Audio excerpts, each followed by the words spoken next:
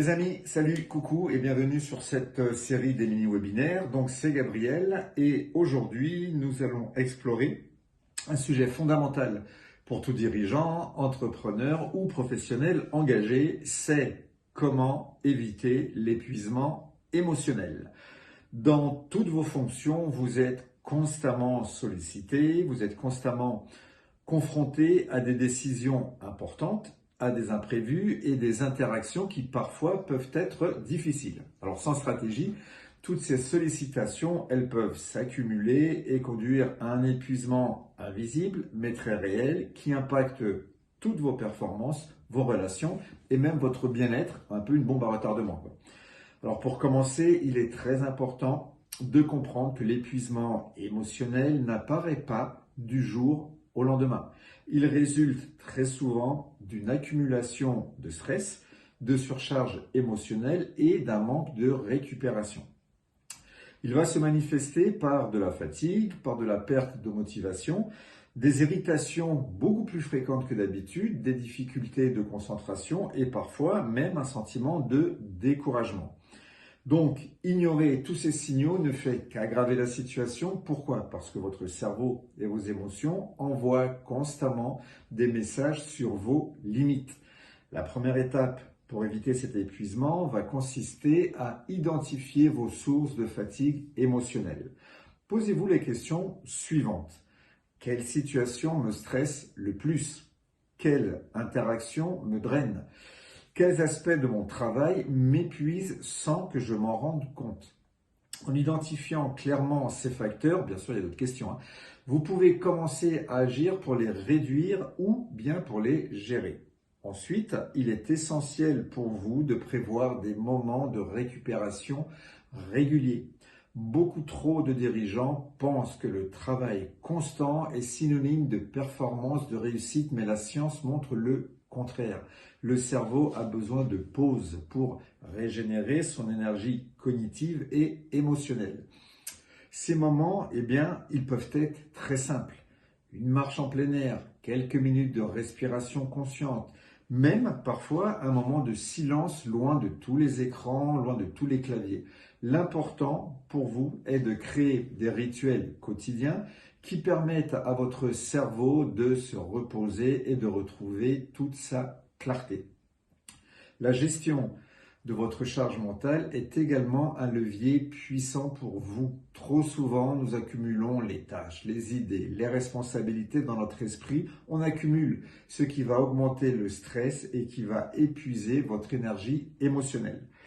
Une méthode efficace va consister à noter toutes vos tâches et préoccupations et à les classer par priorité. Ensuite, déléguer ce qui peut l'être. Cette pratique va libérer votre esprit et vous permettre de vous concentrer sur ce qui a vraiment de la valeur. Parallèlement à ça, il est crucial de gérer vos émotions au quotidien. Reconnaître vos ressentis, les accepter, les réguler va vous permettre de ne pas être submergé. Il existe des techniques simples comme la respiration, la méditation, la relaxation, même parfois pour certains l'écriture. Tout ça, ce sont des méthodes très efficaces pour réguler vos émotions et réduire la tension qui s'accumule. Autre levier trop souvent négligé, c'est l'entourage et le soutien social. Partagez vos défis, vos frustrations et vos succès avec des collègues, des mentors ou des amis qui sont de confiance va permettre de réduire la charge émotionnelle et d'obtenir des conseils ou des perspectives nouvelles. Personne ne peut tout gérer seul et reconnaître que l'on a besoin de soutien est un acte de courage et de lucidité qui prévient l'épuisement. Pour rendre cela concret, imaginez une semaine typique de travail où vous identifiez vos moments de fatigue, où vous planifiez de petites pauses régénératrices, où vous déléguez certaines tâches et où vous partagez vos émotions avec une personne de confiance. Ces actions, même si elles paraissent petites, vont créer un équilibre qui va vous permettre de rester performant, créatif et motivé sans pour autant vous épuiser.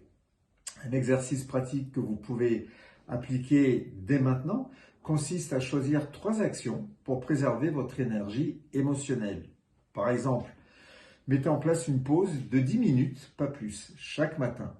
Notez vos tâches pour libérer votre esprit et un échange hebdomadaire avec un mentor ou bien un collègue pour partager vos ressentis. Notez les changements que vous observez en vous, dans votre niveau de fatigue, au niveau de votre motivation et dans votre clarté mentale. Enfin, pour conclure, rappelez-vous que votre énergie émotionnelle est votre capital le plus précieux.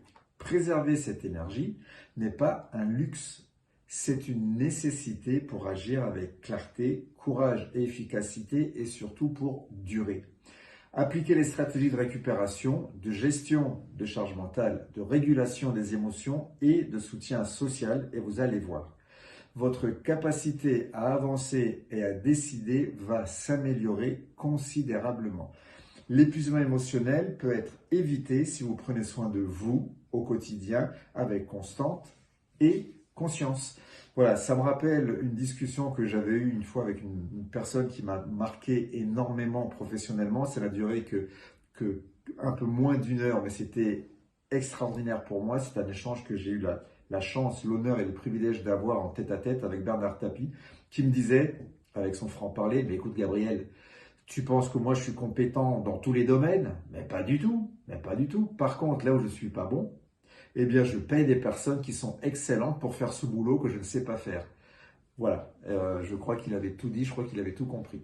Voilà les amis, je vous souhaite une excellente continuation à toutes, à tous. On se revoit bientôt pour un prochain mini webinaire. Portez-vous bien, prenez soin de vous et au plaisir. Bye bye, ciao ciao.